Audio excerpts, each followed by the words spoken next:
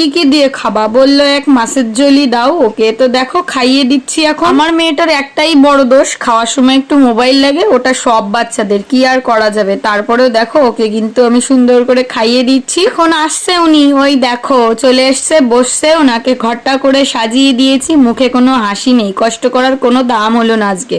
টক শাকটা কিন্তু আমার জন্য রান্না করেছিলাম, তারপরেও ভাবলাম বাটি ধরে দিই, টকটা খাক। আমার যদিও লাল এদিকে পড়েই যাচ্ছিল, বহুত কষ্ট করে হ্যাঁ বলাইছি যে ভালো হয়েছে। তারপরে চৈতালিদের বাড়ি গিয়ে দেখি গাছে প্রচুর লেবু কলা ঝুলে ঝুলে আছে, আর আছে পেয়ারা। চৈতালি কিন্তু আমাকে বলেই দিয়েছে যাও গিয়ে পেয়ারা পেরে খাও, কিন্তু ও পেয়ারা আমার দ্বারা পারা সম্ভব না, তাই কাকিমাদের বাড়ি ছুটে গেলাম। ভাবলাম কাঁঠালের সিজন, একটু কাঁঠালই খেয়ে আসি। কাঁঠালটাও এক এক করে ছাড়াচ্ছি আর এক একটা করে মুখে নিচ্ছি।